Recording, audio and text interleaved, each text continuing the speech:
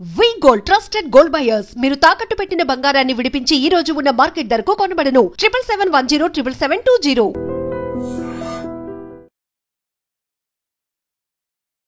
Welcome to I dream media. నేను ఉదయశ్రీ.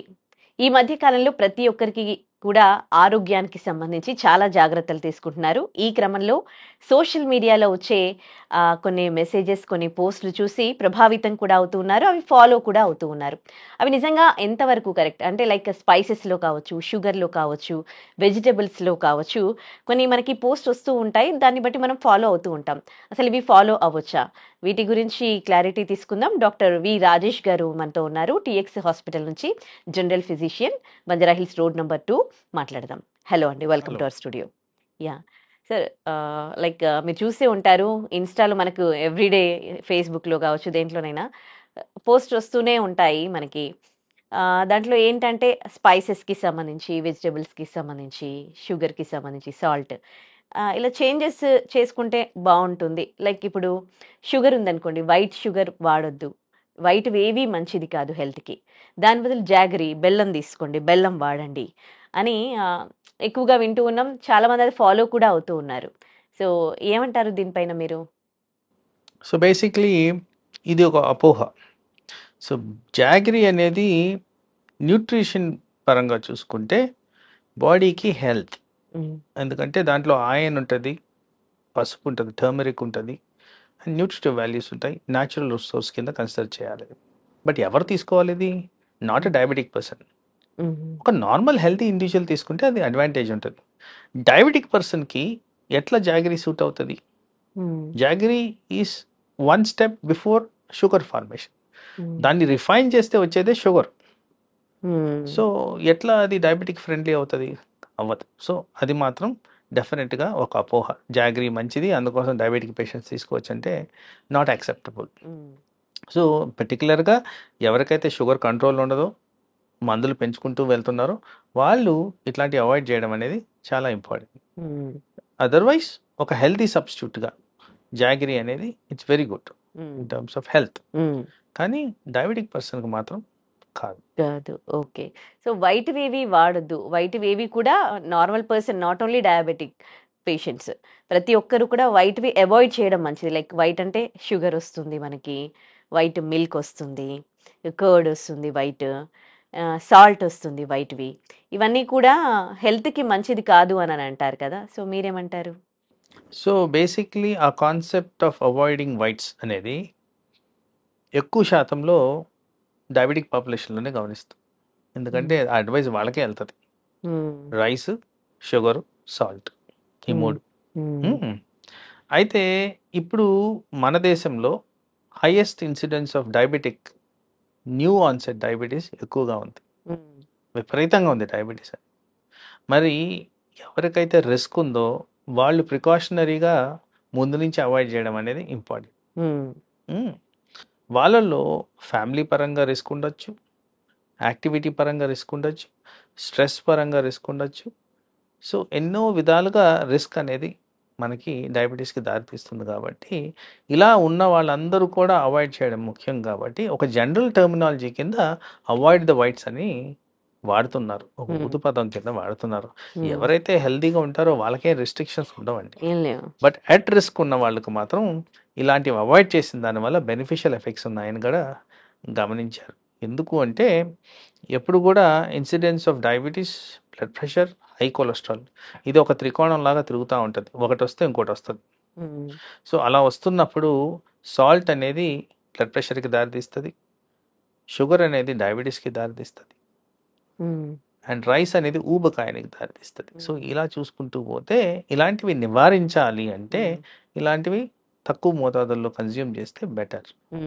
ఆ విధంగా వాటిని తక్కువ మోతాదులో కన్జ్యూమ్ చేయాలి, కానీ వాటికి సబ్స్టిట్యూట్స్ వాడొద్దు. అది నార్మల్ పర్సన్ గురించి చెప్తున్నాను. ఓకే. డయాబెటిక్ పాపులేషన్లో definitely you should avoid this. Okay. So normal పర్సన్లో అనుకోండి, ఇప్పుడు వైట్ షుగర్ కన్నా జాగరీ వాడడం బెటర్ కదా మరి, అట్లా అనుకుంటే? Definitely better. న్యాచురల్గా వచ్చిన జాగరీ, ఇక్కడ న్యాచురల్గా వచ్చిన జాగరీ అని చాలా క్లియర్గా చెప్తున్నాను, ఎందుకంటే ఆర్టిఫిషియలీ ప్రాసెస్డ్ జాగరీస్ ఎక్కువగా దొరుకుతున్నాయి మార్కెట్లో.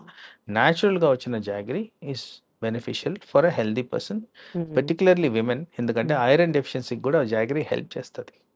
కానీ రిస్క్ ఉన్న వాళ్ళకి అది నాట్ సూటబుల్. ఓకే. సాల్ట్‌లో కూడా ఇప్పుడు మనకి రాక్ సాల్ట్, పింక్ సాల్ట్ ఇవన్నీ దొరుకుతూ ఉన్నాయి.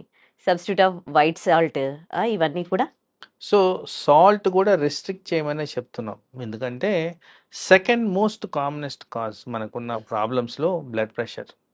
బ్లడ్ ప్రెషర్ని సైలెంట్ కిల్లర్గా పరిగణిస్తున్నారు.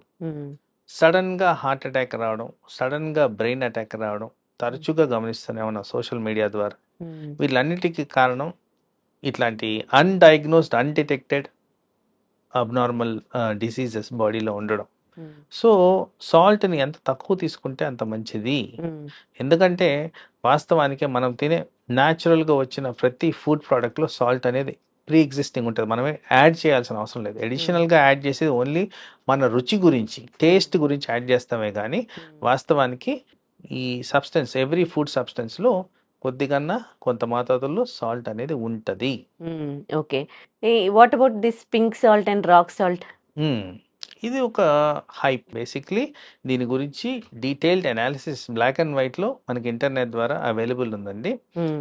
Analysis off white salt to pink salt చేస్తే మినిస్క్యూల్ ఆఫ్ డిఫరెన్స్, అంటే మనకి హెల్త్ బెనిఫిట్స్ వచ్చే విధంగా గ్రాస్ బెనిఫిషియల్ ఎఫెక్ట్స్ అయితే పింక్ సాల్ట్లో లేవు. చాలా తక్కువ శాతంలో కొన్ని యాడెడ్ బెనిఫిట్స్ ఉన్నట్టు గమనించారు. అది కూడా ఒరిజినల్ పింక్ సాల్ట్, హిమాలయాస్లో దొరికే పింక్ సాల్ట్లో కాస్త బెనిఫిషియల్ ఎఫెక్ట్స్ ఉంది. కానీ rest of the available pink salt ఏదో ఓవర్ ద టాప్ అన్నట్టు ఈ వైట్ సాల్ట్ కన్నా అనేది మనం కన్సిడర్ చేయాల్సిన అవసరం లేదు. ఇది డీటెయిల్డ్ అనాలిసిస్ మనకి బ్లాక్ అండ్ వైట్లో అవైలబుల్ ఉంది. ఓకే. అండ్ రాక్ సాల్ట్ ఇంతకుముందు ఎక్కువగా రాక్ సాల్టే వాడేవాళ్ళు. అప్పుడు థైరాయిడ్ కూడా అంత వచ్చేది కాదు. రాక్ సాల్ట్ వాడాలి అని కూడా అంటూ ఉన్నారుగా. సో మీరు చెప్పే దాంట్లో pink salt, rock salt are pretty much same. Okay. అయితే refining of the rock salt నుంచే వైట్ సాల్ట్ వస్తుంది. ఓకే. ఓకే.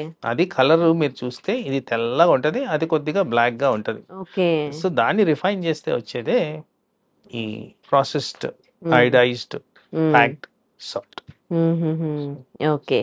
ఇకపోతే వెజిటబుల్స్కి సంబంధించి కూడా ఇప్పుడు మంచిగా కుక్ చేసింది కాకుండా హాఫ్ బాయిల్డ్ వెజిటబుల్స్, అంటే హాట్ వాటర్లో వేసి తీసి అలాంటి వెజిటబుల్స్ ఎక్కువగా బాయిల్ చేయనివి, హాఫ్ బాయిల్ చేసినవి తింటే మంచిది అని కూడా చూస్తూ ఉంటాం కదా. సో అసలు వెజిటబుల్స్ ఎట్లా తీసుకోవాలి? సో ఇక్కడ ప్రాబ్లం విత్ వెజిటబుల్స్ ఏంటంటే మోస్ట్ ఆఫ్ ద వెజిటబుల్స్ మన దగ్గర అవైలబిలిటీ ఉండేవి ప్రాసెస్డ్ అంటే either in the form of pesticides, chemical sprays, storage purpose. ఇవన్నీ చూసుకుంటూ పోతే వాటిని ప్రాపర్గా క్లీన్లీస్ చేయకుండా, ప్రాపర్గా బాయిల్ చేయకుండా తీసుకుంటే these chemicals can get in your system. So అలా జరిగినప్పుడు మనకి బాడీలో అనర్థాలు జరిగేదానికి ఆస్కారం ఉంది. కాబట్టి ప్రాపర్గా మనకి ఇదంతా క్లీన్ చేశారా లేదా, కొన్ని వెజిటబుల్స్ పర్టికులర్గా ప్రాపర్గా బాయిల్ చేశారా లేదా అనేది చూసుకొని కన్జ్యూమ్ చేయడం very very important. For example మీకు చెప్తాను, ఆకుకూరల ద్వారా ఒక పర్టికులర్ టైప్ ఆఫ్ డిజీజ్ వస్తుందండి. దాన్ని సిస్టిసర్కోసిస్ అంటాం మేము. సో అది డీటెయిల్డ్గా ఇంకో దగ్గర మాట్లాడచ్చు. కానీ అలాంటి డిజీజ్ ఎలా వస్తుందంటే ఆకుల మీద ఉన్న గుడ్లు వల్ల. సో స్మాల్ టైనీ గుడ్లు ఉంటాయి. సో దీన్ని ప్రాపర్గా క్లీన్ చేయకపోయినా, ప్రాపర్గా బాయిల్ చేయకపోయినా మనకి బాడీలోకి వచ్చేదానికి ఆస్కారం ఉంది. ఇదే టైప్ ఆఫ్ డిసీజ్, ఈ సిస్టిసర్కోసిస్ అనే డిసీజు అన్కుక్డ్ అంటే అండర్ కుక్డ్ మీట్లోంచి కూడా వస్తుంది. మనం వెజిటబుల్స్ గురించి మాట్లాడుతున్నాం కాబట్టి వెజిటబుల్ పరంగా చెప్తున్నాను. సో ఈ ఎగ్స్ అనేవి ఎక్కడైనా ఉండొచ్చు. సో ఇలాంటి ఎగ్స్ ద్వారా మనకి బాడీలోకి ఈ టాక్సిన్ సబ్స్టెన్సెస్ లోపల ఎంటర్ అయిపోయి డిసీజెస్, చాలా సివియర్ డిసీజెస్, పర్టికులర్గా బ్రెయిన్ ఎఫెక్ట్ చేస్తుంది. అది అలాంటి డిసీజ్ వచ్చేదానికి ఆస్కారం ఉంది. కాబట్టి ఎక్కడ ఏం జాగ్రత్తలు తీసుకోవాలో అవి జాగ్రత్తలు తీసుకోవడమే ఆల్వేస్ బెనిఫిషియల్. అంటే ఇప్పుడు ఈ మధ్య కాలంలో అందరూ పచ్చి కూరగాయలు జ్యూసెస్ చేసుకొని తాగడం మనం చూస్తున్నాం. కడుగుతారు, జస్ట్ కడిగి మామూలుగా గ్రైండ్ చేసుకొని తీసుకోవచ్చా పచ్చివి? చేసే ప్రాసెస్ లో చాలా మటుకు ఉన్న అడ్వైస్ ఏంటి, use salt water. Salt water లో ఎక్కువసేపు సోక్ చేయమంటున్నారు. ఓకే. సో దట్ చాలా మటుకు అట్లాంటి క్రిమినల్ ఏదైనా ఉంటే వెళ్ళిపోతాయి. సో శుభ్రపరచడం అంటే రన్నింగ్ వాటర్ గురించి మాట్లాడలేదు. సోక్ చేయండి, ఒక 2-3 hours పెట్టండి దాంట్లో. అప్పుడు ఆ హానికరమైన సబ్స్టెన్సెస్ వెళ్ళిపోతాయి అనేది చెప్తున్నారు కాబట్టి ఆ జాగ్రత్తలు తీసుకోవడంలో బెటర్మెంట్ ఉంది. వెజిటబుల్ జ్యూసెస్ తో డీటాక్స్ అవుతుందా బాడీ? ఐ డోంట్ నో, ఆ డీటాక్స్ అనేది ఒక లూజ్ టర్మ్ అనిపిస్తుంది. I don't understand what is detox. So detox అంటే ఏంటి, అసలు ఫస్ట్ టాక్సిన్స్ ఎందుకు లోపల తీసుకుంటున్నారు డీటాక్స్ చేయడానికి? సో దాన్ని నివారించే విధంగా మీరు మీ లైఫ్ స్టైల్ ఉంటే అది ఈజీ కదా. సో డీటాక్సిటీ దాకా ఎందుకు వెళ్ళాలి మనం వెజిటబుల్ జ్యూస్ తాగేదానికన్నా? Avoid processed food, avoid toxic substances, ఏవైతే హానికరం అని చెప్తా ఉంటామో అవన్నీ అవాయిడ్ చేయండి. అవాయిడ్ చేస్తే మీకు డీటాక్సిటీ రిక్వైర్మెంట్ లేదు కదా. ఎందుకంటే మీరు అడుగుతున్న డీటాక్సిటీ ఏంటి, యాంటీ ఆక్సిడెంట్ ప్రాపర్టీస్ ఉన్న సబ్స్టెన్సెస్ తీసుకోవడం. యాంటీ ఆక్సిడెంట్ సబ్స్టెన్సెస్ అంటే ఈ ఫ్రూట్స్, వెజిటబుల్స్, వీటిలో ఎక్కువగా ఇలాంటివి ఉంటాయి. బట్ అలాంటి అవసరం లేకుండా మీరు హెల్తీ లివింగ్ ఉంటే ఇలాంటి సబ్స్టెన్సెస్ తీసుకోవాల్సిన అవసరమే లేదు కదా. అంటే ఓన్లీ తీసుకున్న ఆహారంతో మన బాడీ టాక్సిక్ అవుతుందా? బయట నుంచి ఇప్పుడు ఈ పొల్యూషన్ వల్ల వీటి వల్ల మన టాక్సిన్స్ అనేవి ఉండవా మన బాడీ? పొల్యూషన్ వల్ల జీర్ణాశయానికి ఏం ఎంట్రీ ఉండదు కదా. పొల్యూషన్ జీర్ణాశయానికి ఎంట్రీ వచ్చేది ఫుడ్ ద్వారా వస్తుంది. So other way of looking at its, మీకు లంగ్స్లోకి ఆర్ సైనసెస్లోకి కాస్త అలర్జెన్స్ ఎంటర్ అవుతాయేమో, కానీ జీర్ణాశయంలోకి వెళ్ళాల్సింది ఫుడ్డే కదా. ఫుడ్ ద్వారానే వస్తుంది ఆ పొల్యూషన్స్ అనేవి. సో ఆ ఫుడ్ని శుభ్రపరచుకొని ప్రాపర్గా తింటే ఈ ప్రాబ్లం రాదు కదా. ఓకే. అండ్ నట్స్ సోక్ చేసి తింటారు కదా, అది మంచిదేనా? So advisable to the situation. ఇప్పుడు మీరు నట్స్ సోక్ చేసుకొని తింటారు కదా అంటే, క్యాష్యూ నట్టు మనం సోక్ చేయం, ఆల్మండ్స్ సోక్ చేస్తాం. అవును. సో అది పరిస్థితి బట్టి, అవసరాన్ని బట్టి చేయాలి. ప్రతి ఒక్కరికి సోక్డ్ ఆల్మండ్స్ తినమని చెప్పం. కొంతమందికి సూట్ అవుతుంది, కొంతమందికి సూట్ కాదు. So person customization to the need of the person మనం డిసైడ్ చేసుకుంటాం. ఓకే.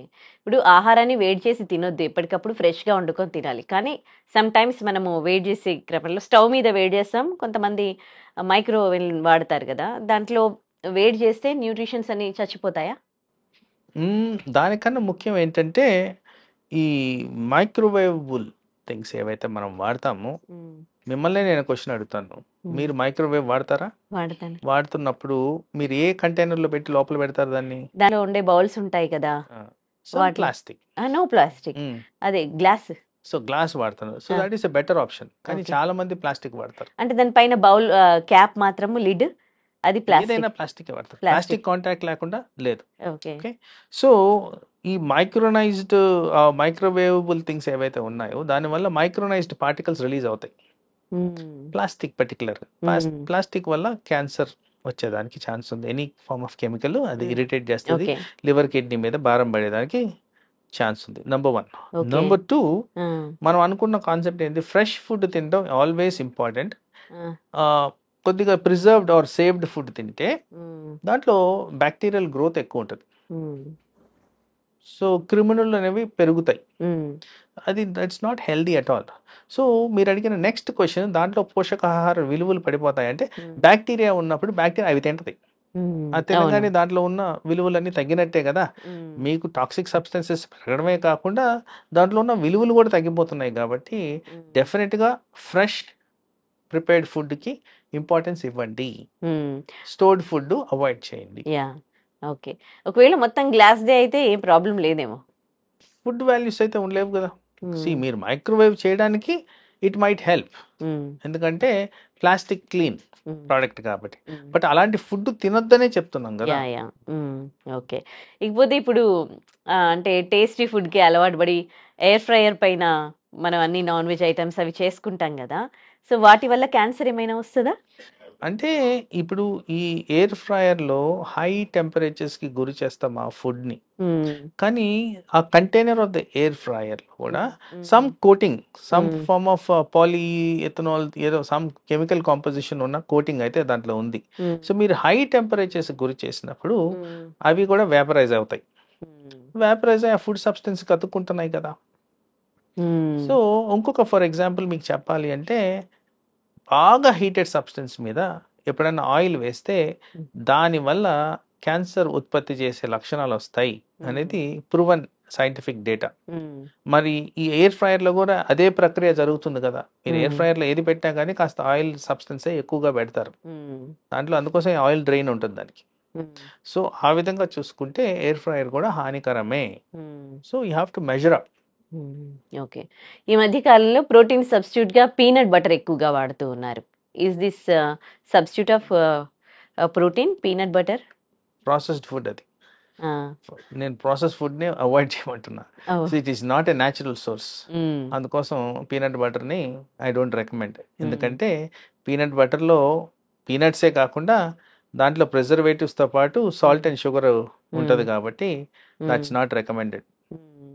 ఇంకోటి వెనిగర్, ఒకటి యాపిల్ సైడ్ వెనిగర్, అంటే ఫ్యాట్ లాస్ అండ్ ఫ్యాట్ను మొత్తం కరిగించేస్తుంది అని చాలా మంది అది తీసుకుంటున్నారు. సో నిజంగానే ఫ్యాట్ లాస్ అవుతారా Apple side vinegar? That is a myth. అంతేనా? సో నా ఉద్దేశంలో అలాగని చేస్తే ఎవరు జిమ్కి వెళ్ళరు. యాపిల్ సైడర్ వెనిగర్ తాగేసి కూర్చుంటే సన్నగా అయిపోతారు అందరు. సో ఆ విధంగా నాకు తెలిసినంత వరకు రిజల్ట్స్ అయితే రాలేదు. ఏదో కాస్త బెనిఫిషియల్ ఎఫెక్ట్స్ ఉన్నాయేమో కానీ దీనికి, but not to an extent అది హెల్త్ని ఇచ్చేస్తుంది, హెల్తీ హ్యాబిట్స్ ఇచ్చేస్తుంది అనేది లేదు. Some amount of beneficial effects ఉండొచ్చు కానీ కంప్లీట్గా ఊబకాయని రివర్స్ చేసే విధంగా అయితే లేదు. ఓకే. నాన్ స్టిక్ పాన్స్ వాడుతూ ఉంటారు కదా, నేను అంటే అదర్ స్టేట్స్లో చూడడం జరిగింది, వాళ్ళు చేసే ముందే దాన్ని క్లీన్ చేస్తారు, దానిపైన బ్యాక్టీరియా ఫామ్ అవుతుంది అని.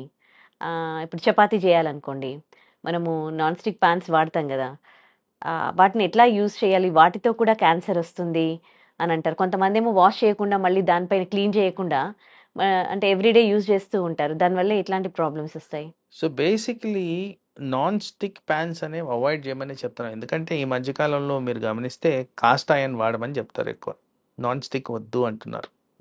సో నాన్ స్టిక్ ఎందుకంటే again it is a coated pan. So అక్కడ ఏదైతే బాగా హీట్ చేస్తామో దాంట్లో ఆ కెమికల్స్ అనేవి రిలీజ్ అవుతాయి. ఓకే. నెంబర్ 2, మీరు అన్నట్టు వాష్ చేయకుండా దాన్ని మళ్ళీ రీయూజ్ చేయడం అని జరిగితే బ్యాక్టీరియా గ్రోత్ కూడా బాగానే ఉంటుంది. తర్వాత కరోషన్ అనేది ఎక్కువగా ఉంటుంది. ఎప్పుడు దాన్ని అలా పెట్టి ఎక్కువ కాలం వాడుతుంటే కరోషన్ ఉంటుంది. ఆ కరోషన్ వల్ల ఆ టాక్సిక్ సబ్స్టెన్సెస్ బాడీలో ఎక్కువ శాతంలో లోపలికి వెళ్తాయి కాబట్టి అలాంటివి అవాయిడ్ చేస్తేనే బెటరు.